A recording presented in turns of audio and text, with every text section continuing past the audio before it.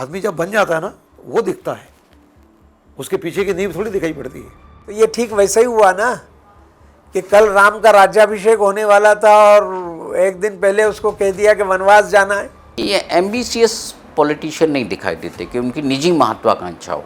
आज मध्य प्रदेश में कोई ऐसा निर्णय नहीं है जो एक पक्षी हो। एक प्रकार से वे हीरा बन करके और तराश करके बाहर निकले हैं। एक साधारण कार्यकर्ता भी अपनी मेहनत के बल पर मंत्री और बाद में मुख्यमंत्री बन सकता है। कि दास कबीर जतन से उड़ी जो की तो धरदीन चुनरिया, तो जैसी चुनरिया वो ओढ़ रहे हैं वैसी ही चुनरिया छोड़ करके वो जाएंगे। मैं डॉक्टर मोहन यादव ईश्वर की शपथ लेता हूं कि मैं विधि द्वारा स्थापित भारत के संविधान के प्रति सच्ची श्रद्धा और निष्ठा रखूंगा।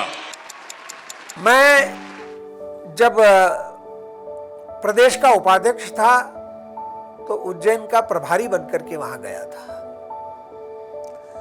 उज्जैन में भारतीय जनता पार्टी का एक कमरे में, छोटे से कमरे में कार्यालय था। तो मैं 2-3 दिन से वहां रुका हुआ था, तो ये छात्र नेता मुझसे मिलने आए। तो अब ये विद्यार्थी नेता के रूप में मोहन मेरे से मिलने आया और मुझे वहां देखा तो सबसे पहले तो उन्हें आश्चर्यचकित होकर के पूछा कि भाई साहब, भारतीय जनता पार्टी के प्रदेश का उपाध्यक्ष पहली बार 3 दिन से इस छोटे से कमरे में है।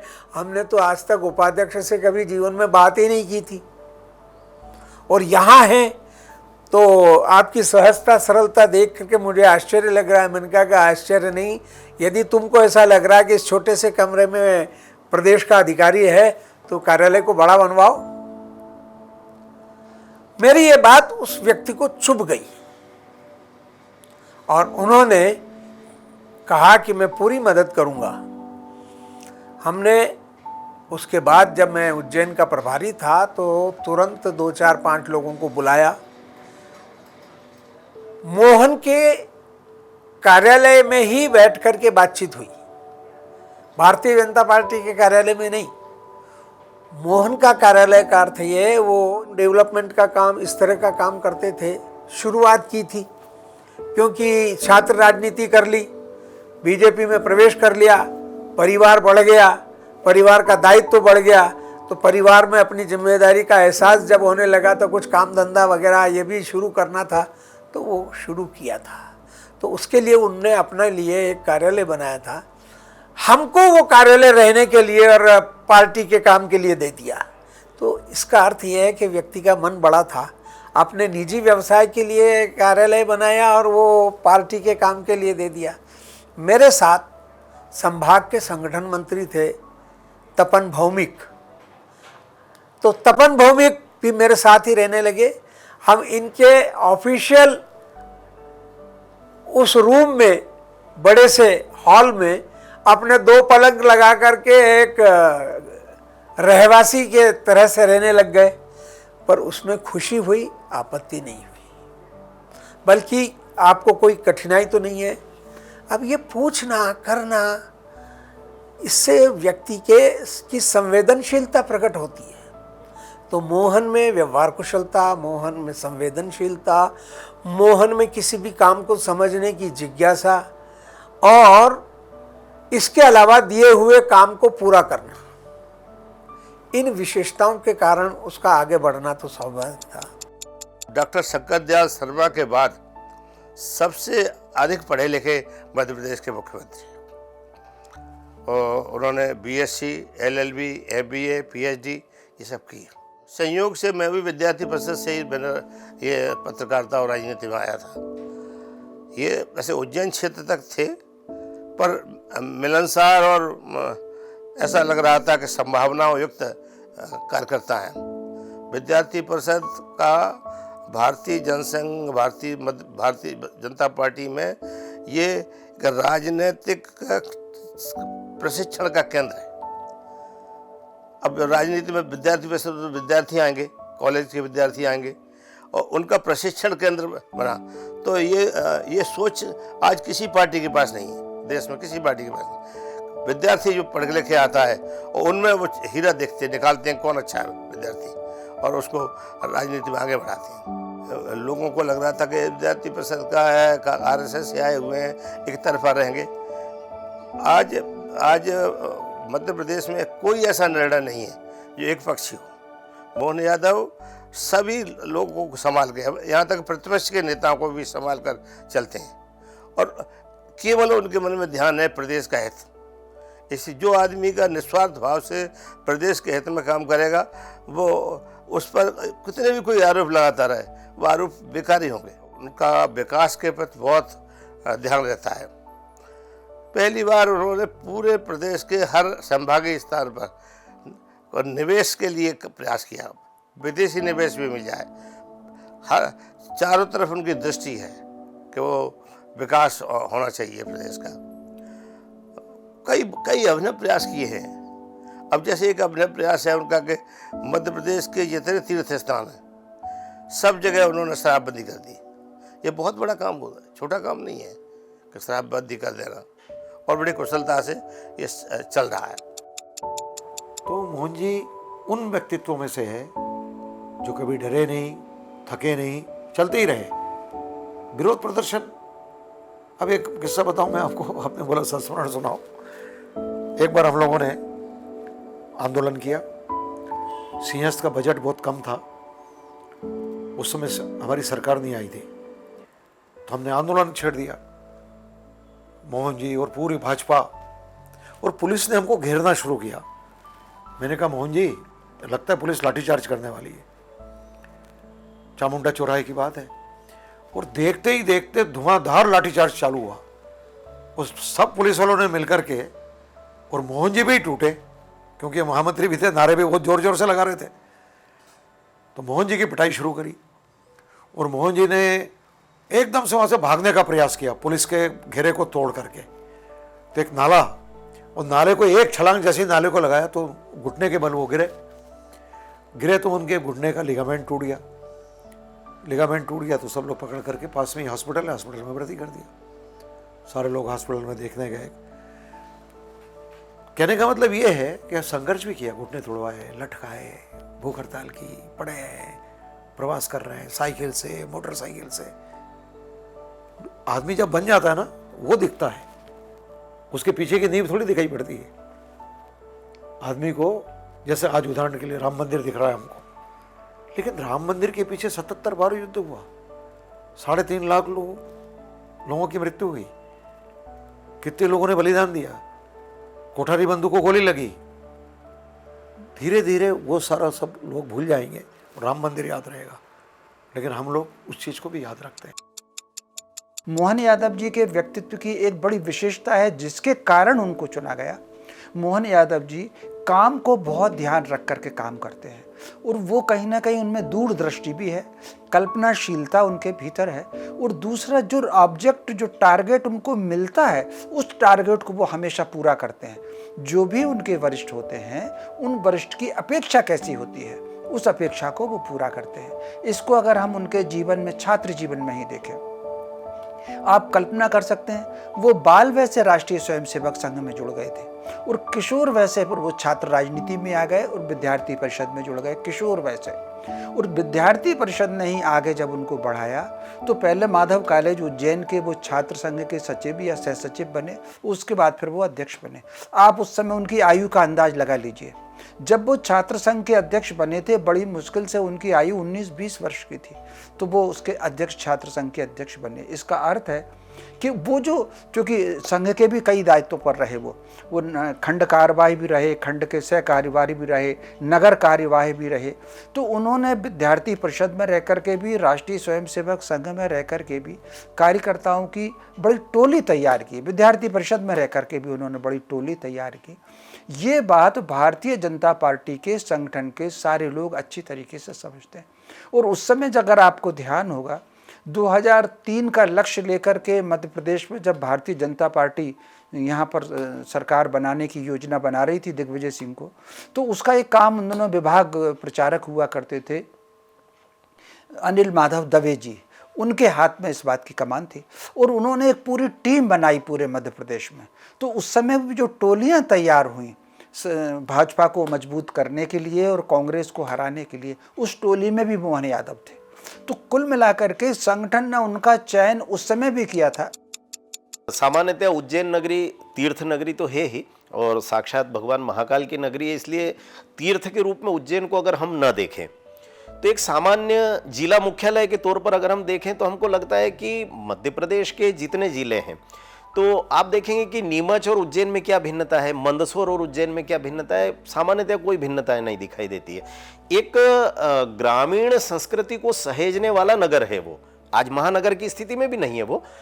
इंदौर की तरह बड़ा कारपोरेट कल्चर भी वहाँ पर हमको दिखाई नहीं देता। विशुद्ध सांस्कृतिक वातावरण में मोहन जी पले बड़े हैं, तो निश्चित तौर पर उस सांस्कृतिक पृष्ठभूमि और उस ग्रामीण संस्कार को सहेजने का जो मूल पिंड उज्जैन नगरी का है, मुझे लगता है कि उस उज्जैन नगरी का वह जो संस्कार है वो मोहन जी में आपको कदम कदम पर दिखाई देगा।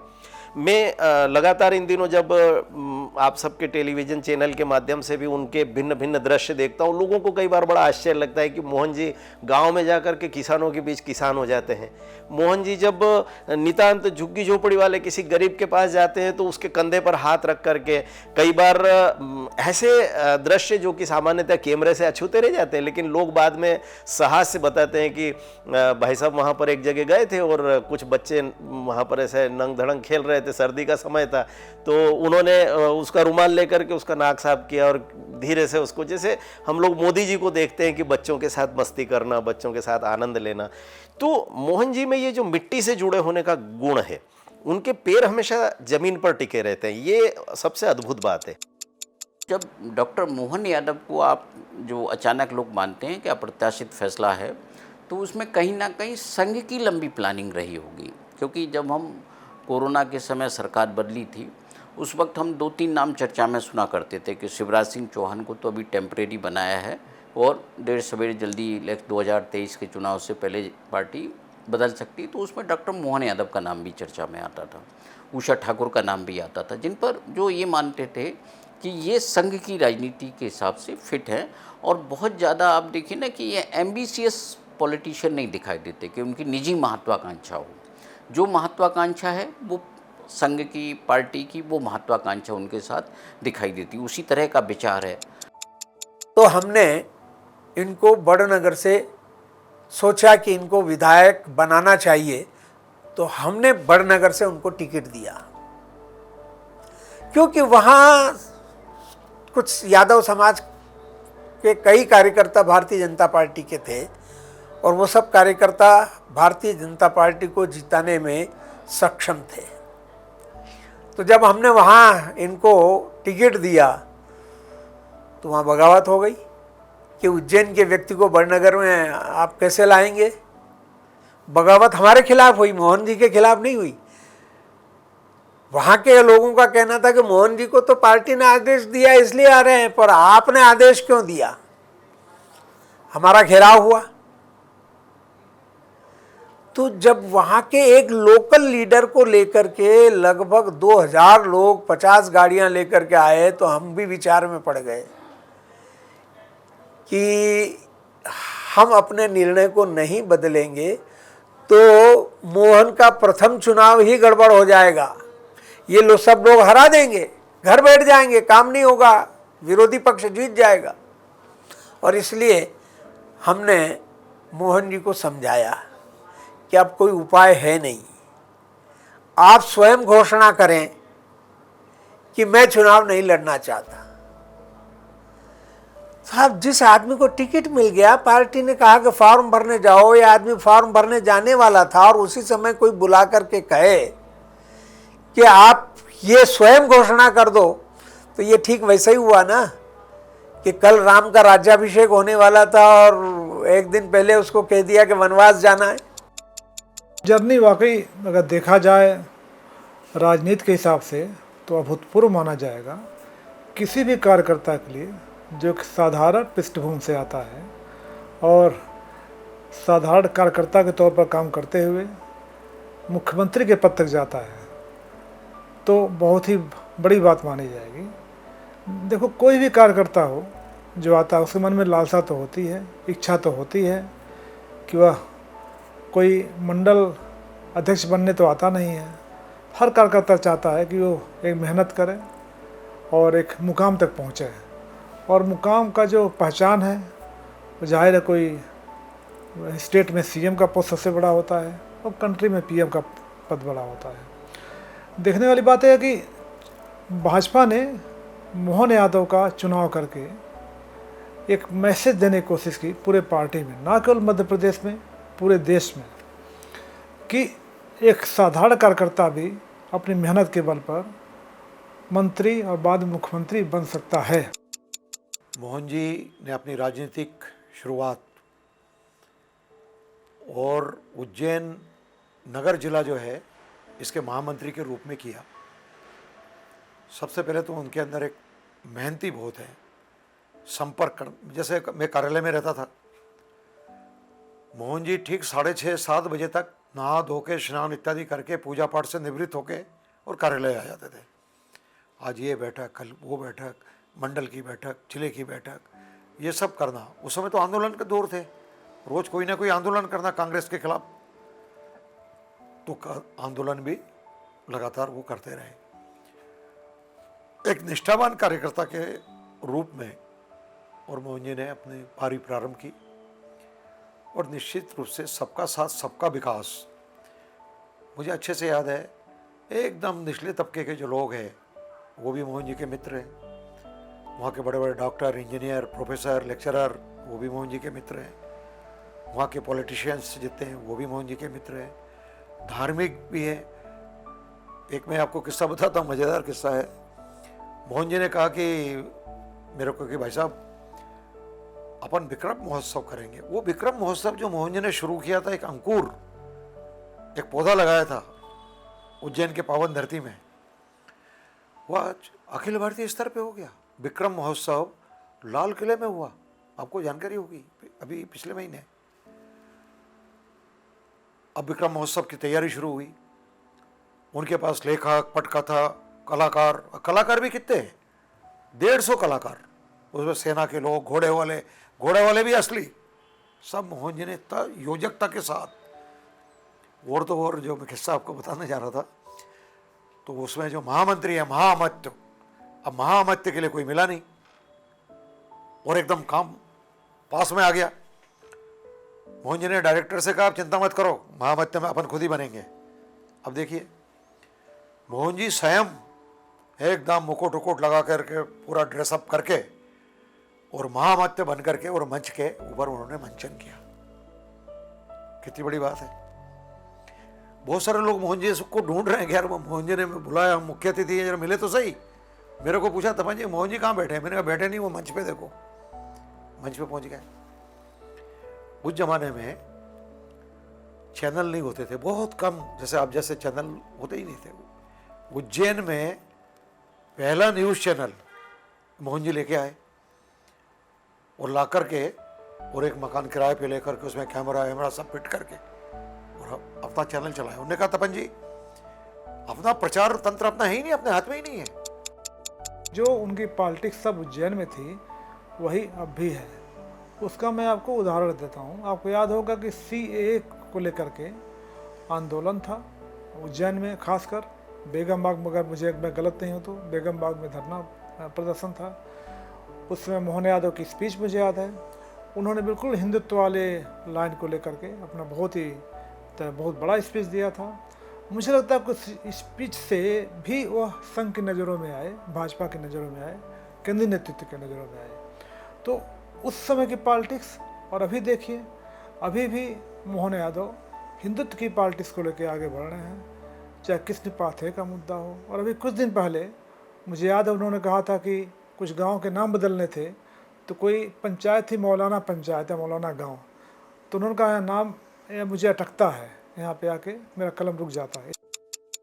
मोहन यादव ने आकर कहीं ना कहीं शिवराज जी का जो राजनीति की आदत हो गई थी, हमको उनको जो भाषण की आदत हो गई थी, उस आदत को छुड़ाने की कोशिश की है। वो नई तरह की एक जो है राजनीति लाएं, तो वो हमारी आदत में नहीं है, हम उसको स्वीकार नहीं कर रहे।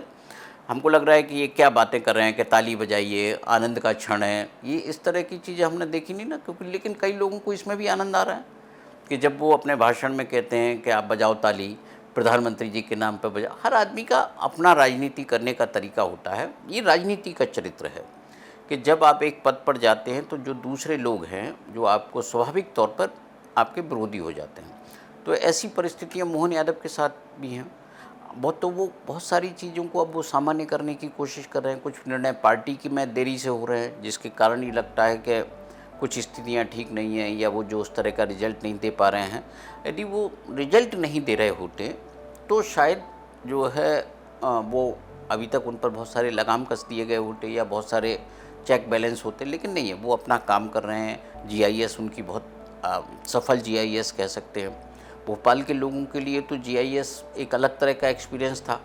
उन्होंने इंदौर की जगह से हर चीज़ अब भोपाल भी कर रहे हैं, ग्वालियर भी कर रहे हैं। तो ये जो सोच है, जब कहीं भी बदलाव होता है नेतृत्व में तो एक सोच बदलती है, एक डेवलपमेंट का एक विज़न बदलता है, जो मोहन यादव का धीरे धीरे आप देखिए कि आपको जैसे जैसे आगे बढ़ेंगे तो कई चीज़ों में लगेगा आपको कि ये जो मोहन यादव कर रहे हैं वो वही होना चाहिए, वो वही सही था। मुझे आज भी एक युवा ओजस्वी तेजस्वी छात्र नेता मोहन जी में नज़र आते हैं। एक लंबा समय हम सब लोगों को विद्यार्थी परिषद में और राष्ट्रीय स्वयंसेवक संघ में साथ साथ काम करते बीता है और मूलतः मैं भी विद्यार्थी परिषद का कार्यकर्ता रहा और आदरणीय मोहन जी भी एक लंबे समय तक विद्यार्थी परिषद में छात्र नेता के रूप में लगातार काम करते रहे। विद्यार्थी परिषद दरअसल एक ऐसा संगठन है जो राजनीति करना तो नहीं सिखाता, लेकिन अपने साथ के विद्यार्थियों के लिए संघर्ष करना सिखाता है, संगठन करना सिखाता है। और मोहन जी में ये स्किल्स हम लोग बहुत प्रारंभ से देखा करते थे। मुझे बहुत अच्छे से याद है कि जब भी हम उस समय कई बड़े अधिवेशन भी होते थे, हमारे प्रांतीय अधिवेशन हुए, अखिल भारतीय स्तर के भी अधिवेशन 90 के दशक में एक बहुत बड़ा अधिवेशन इंदौर में भी संपन्न हुआ था। तो हम सब लोग जब इन सब कार्यक्रमों की योजना के लिए बैठा करते थे और इस समय मुझे ये कहने में बिल्कुल संकोच नहीं कि मध्य प्रदेश शासन में विधायक के रूप में, मंत्री के रूप में भी उस समकाल में विद्यार्थी परिषद का काम करने वाले अनेक कार्यकर्ता इस समय बहुत अच्छे दायित्वों पर हैं। तो हम सब लोग जब बैठा करते थे तो एक बात हम लोग मोहन जी की पीठ पीछे कहा करते थे कि मोहन जी जब भी सोचते हैं तो बड़ा सोचते हैं। और आज हम सब लोगों को समझ में आता है, तब तो हम सब समान अवस्था के विद्यार्थी हुआ करते थे, तो इस विज़न को लेकर के हम लोग स्पष्टता नहीं कर पाते थे कि ये कितना बड़ा गुण होता है ईश्वर प्रदत्त। लेकिन बाद में हम जब मोटिवेशनल लिटरेचर पढ़ने लगे, कई बार एपीजे अब्दुल कलाम साहब को कोट करने लगे भाषणों में, तो हमको खुद को पुराने प्रसंग याद आने लगे कि मोहन जी कैसे फ्रेम से बाहर देखना और बाहर सोचना जानते थे और किसी कार्यक्रम को अत्यंत गरिमापूर्ण ढंग से कैसे करना, उसकी व्यवस्थाओं को कैसे अच्छा से अच्छा स्तर प्रदान करना, पूरे देश भर से या हमारे प्रदेश के बाहर से कार्यकर्ता आने वाले हैं उनको किस तरह की व्यवस्थाएं देना। अगर कोई वयोवृद्ध कार्यकर्ता, हमारे वरिष्ठ कार्यकर्ता देश भर से आते भी थे मार्गदर्शन के लिए, तो उनको अधिकतम सुविधा प्रदान करना। तो कई बार हम लोगों को ऐसा लगता था संघ की मूल सोच सामान्यतः ऐसी होती थी कि भाई बहुत ज़्यादा सुख सुविधा की ओर ध्यान नहीं देना, थोड़ा बहुत संघर्ष भी चलता है, व्यवस्थाओं में कहीं थोड़ी न्यूनता होगी तो भी चलेगा। लेकिन मोहन जी का इस दिशा में ये कहना होता था कि इन सब लोगों ने अपना पूरा जीवन राष्ट्र के लिए अर्पित किया है, ये वैसे ही पूरा जीवन संघर्ष में व्यतीत करते हैं, तो केवल 3 दिन किसी कार्यक्रम के लिए आ रहे हैं तो उनकी व्यवस्थाओं में किसी प्रकार की चूक भी नहीं करना। और मुझे लगता है कि मोहन जी के पूरे व्यक्तित्व का निर्माण जिस कार्यशाला में हुआ है, हम लोग संघ को मनुष्य निर्माण की कार्यशाला कहते हैं, तो निश्चित तौर पर उनका निर्माण जिस कार्यशाला में हुआ है वहाँ से एक प्रकार से वे हीरा बन करके और तराश करके बाहर निकले हैं। देखिए, कुल मिलाकर के अगर भारतीय राजनीति में देखेंगे आप, तो भारतीय राजनीति में 2 प्रकार की व्यक्तित्व हमको हमेशा मिलते हैं। एक वो व्यक्ति मिलता है कि स्वयं की कितनी ही प्रसिद्धि हो गई, कितनी ही प्रतिष्ठा हो गई, लेकिन उस प्रसिद्धि और प्रतिष्ठा में परिवार उसमें एंजॉय नहीं करता, परिवार अपना सामान्य तरीके से रहता है। और कुछ नेता ऐसे भी हुए हैं, खुद अगर हो गए तो पूरा परिवार ऐश कर रहा है, धन संपत्ति से हो रहा है। मैं आपको उदाहरण देता हूँ, गांधी जी को आप देख लीजिए। गांधी जी जिस ऊंचाई पर थे, क्या उन्होंने अपने किसी बच्चे को वैसा सपोर्ट किया? उन्होंने उनके बच्चों को अपने परिश्रम पर, अपने पुरुषार्थ पर, अपने प्रतिभा के आधार पर जीवन जीने पर छोड़ दिया था। लाल बहादुर शास्त्री भारत के प्रधानमंत्री बने, आप कल्पना कर सकते हैं। यहाँ तक कि वो जो गुलजारी लाल जी नंदा स्वतंत्रता संग्राम सेनानी थे, कैबिनेट में रहे, केंद्रीय मंत्रिमंडल में सालों, 2 बार कार्यकारी प्रधानमंत्री बने, उसके बाद भी उनके पास घर का मकान ही नहीं था, जीवन उनका किराए के मकान में गया। तो कुछ नेता ऐसे होते हैं, व्यक्तिगत जीवन उनका अलग होता है, परिवार का जीवन अलग होता है, पद प्रतिष्ठा में वो परिवार को शामिल नहीं करते। भारतीय जनता पार्टी में आप अटल जी को देख लीजिए, ठीक है कि उन्होंने विवाह नहीं किया था, लेकिन उनके तो भाई, भतीजे, बहनें, भांजी हैं, कितना बड़ा परिवार था। क्या उनके परिवार में से किसी को उन्होंने कहा कि नहीं तुम ऐसा कर लो? जो अपने परिश्रम से आ गए, एक भांजा उनके बढ़े, तो वही उनकी राजनीति में आया, बाकी कोई दूसरा साथ में नहीं आया। सबको देख लीजिए तो एक बड़ी लंबी है, तो उसी परंपरा के मोहन यादव जी निर्वाह करते हैं। उनको दायित्व मिला है, वो जो कहा गया है कि दास कबीर जतन से उड़ी जो की तो धरदीन चुनरिया, तो जैसी चुनरिया वो ओढ़ रहे हैं वैसी ही चुनरिया छोड़ करके वो जाएंगे।